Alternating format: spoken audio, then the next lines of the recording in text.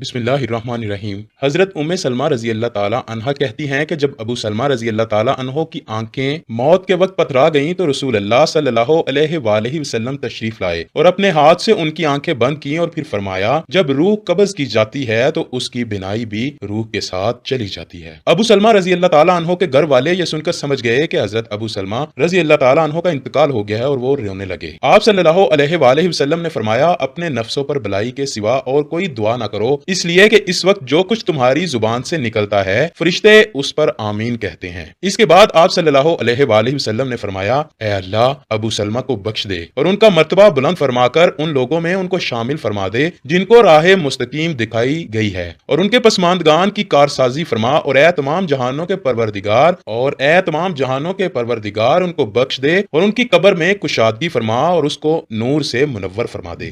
इस हदीस में नबी सल्लल्लाहु अलैहि वसल्लम ने हजरत अबू सलमा रजी अल्लाह ताला अन्हो के लिए कब्र को कुशादा करने और कब्र को नूर से मुनव्वर कर देने की दुआ फरमाई। साबित हुआ कि मोमिन की कब्र को अल्लाह ताला नूर से मुनव्वर फरमा देता है और काफिर या मुनाफिक की कब्र जुल्मत से भर दी जाती है और उसे तंग कर दिया जाता है। मरने के बाद इंसान को सबसे पहले कब्र के मराहिल से गुजरना पड़ता है, इसीलिए नबी सल्लल्लाहु अलैहि वसल्लम ने इसके खौफनाक, खतरनाक और सख्त हालात से उम्मत को आगाह फरमाया है। इसीलिए आप सल्लल्लाहु अलैहि वसल्लम ने फरमाया, अगर मुझे इस बात का डर ना होता कि तुम मुर्दे ही दफन करना छोड़ दोगे तो मैं अल्लाह ताला से दुआ करता कि वो तुम्हें भी अजाबे कब्र सुना दे जिस तरह के मैं सुनता हूँ। साहबा कराम रजी अल्लाह ताला अन्हो भी कब्र के तसव्वुर से लर्जा बरामदम रहते थे। बेशक रसूल अल्लाह सल्लल्लाहु अलैहि वसल्लम ने इरशाद फरमाया, कब्र आखिरत की मंजिलों में से पहली मंजिल है, बस जिसने उस मंजिल से निजात पाई उसकी बाद की मंजिलें आसान होंगी, और जिसने उस मंजिल से निजात हासिल ना की उसके बाद की मंजिलें सख्त दुश्वार होंगी। रसूल अल्लाह ने इरशाद फरमाया, मैंने कभी कोई मंजर कब्र से ज्यादा सख्त नहीं देखा। हजरत अबू हुरैरा रजी अल्लाह ताला अन्हु फरमाते हैं कि रसूल अल्लाह सल्लल्लाहु अलैहि वसल्लम ने फरमाया, मुर्दे को जब कब्र में डालकर लोग वापस आते हैं तो वो उनके जूतों की आवाज सुनता है। अगर वो मुर्दा मोमिन होता है तो नमाज उसके सर के पास, रोजा उसकी दाएं जानिब, ज़कात उसकी बाएं जानिब और दूसरे नेक अमाल, सदकातो खैरात, सिला रहमी और लोगों से अच्छा सलूक वगैरह उसके पांव के गिर्द आ जाते हैं। जब इसके सर की तरफ से कोई आता है तो नमाज उसके करीब आने से रोकती है, उसकी दाएं जानिब से कोई आता है तो रोजा उसको अपने करीब आने से रोकता है और आड़ बन जाता है। जब बाईं जानिब से कोई आता है तो ज़कात रास्ता रोक लेती है और उसको करीब नहीं आने देती। जब इस मुर्दे के पांव की तरफ से कोई आता है तो उसके नेक अमाल, लोगों के साथ उसने सलूक वगैरह आड़ बन जाते हैं। फिर इससे कहा जाता है कि बैठ जाओ, चनाचे वो बैठ जाता है। उसको सूरज ऐसे दिखाई देता है जैसे गरूब होने को है। फिर उससे कहा जाता है कि तुम उस शख्स के बारे में जो तुम में माबूस हुआ था क्या कहते हो, उसके मुतल्लिक क्या गवाही देते हो? वो कहता है, मुझे जरा नमाज पढ़ लेने दो। उसे कहा जाता है कि तुम अनकरीब ये काम कर लोगे, पहले इस सवाल का जवाब तो दो कि तुम उस शख्स के बारे में जो तुम में माबूस हुआ था क्या कहते हो और क्या गवाही देते हो? वो कहेगा, ये मोहम्मद सल्लल्लाहु अलैहि वसल्लम है और मैं गवाही देता हूँ कि वो अल्लाह के रसूल हैं, अल्लाह ताला के पास से दीन हक लेकर आए। इससे कहा जाएगा, इसी बात पर तुम जिंदा रहे और इसी पर तुम्हारी मौत आई और इंशाअल्लाह इसी अमर पर तुम जिंदा करके उठाए जाओगे। इसके बाद इसके लिए जन्नत का दरवाजा खोला जाता है जिसको देखकर उसकी खुशी में इजाफा हो जाएगा। फिर उसके सामने दोजख का दरवाजा खोला जाता है और उसको कहा जाता है, अगर तू नाफरमानी करता तो दोजख में तेरा ये ठिकाना अल्लाह ने तैयार किया था। उसको देखकर उसकी खुशी और शक में इजाफा हो जाता है और उसके लिए कब्र 70 हाथ कुशादा कर दी जाती है और मुनव्वर कर दी जाती है और दोबारा उसका जिस्म पहली हालत में लौटा दिया जाता है और उसकी रूह को उम्दा और पकीजा खुशबू में रख दिया जाता है, यानी उन परिंदों के पेट में जो जन्नत के दरख्तों पर चढ़ते फिरते हैं। इस आयत मुबारका का यही मफहूम है। फरमाया, काफिरों का ये हाल होता है कि जब कोई उसके सर की तरफ आता है तो वहां कुछ भी नहीं होता, बाएं जानिब से आता है तो उस तरफ से भी कोई चीज मौजूद नहीं होती, इसके पांव की तरफ से आता है तो उस जानिब भी कुछ नहीं होता। उसको कहा जाता है कि बैठ जाओ, बस वो खौफ ज़दा और सहमे हुए बैठा है। उससे कहा जाता है, ये शख्स कौन है जो तुम में भेजे गए थे? उसे उनका नाम नहीं सूझेगा, यहाँ तक कि उसको बताया जाएगा कि वो मोहम्मद सल्लल्लाहु अलैहि वसल्लम है। तो वो कहेगा कि मुझे नहीं मालूम, लोगों को कुछ कहते हुए मैंने सुना था, चनाचे मैंने भी उनकी तरह कह दिया था। इसे कहा जाता है कि तू इसी बात पर जिंदा रहा, इसी बात पर तुझे मौत आई और इंशाअल्लाह इसी हालत में दोबारा जिंदा होगा। फिर इसके लिए दोजख का दरवाजा खोला जाता है और उससे कहा जाता है कि दोजख में ये तेरा ठिकाना है, इसको देख, इसकी हसरत और हलाकत में इजाफा हो जाता है। फिर जन्नत का दरवाजा खोला जाता है और उसे कहा जाता है, अगर तू फर्मा बरदारी करता तो जन्नत में ठिकाना अल्लाह ताला ने तेरे लिए तैयार किया था। उसको देखकर उसकी हसरत और हलाकत और भी बढ़ जाती है। फिर उसकी कब्र इस कदर तंग कर दी जाती है कि इधर की पसलियां उधर निकल जाती हैं। अल्लाह ताला फरमाता है कि जो शख्स मेरी इस नसीहत से एतराज करेगा तो उसके लिए तंगी का जीना होगा।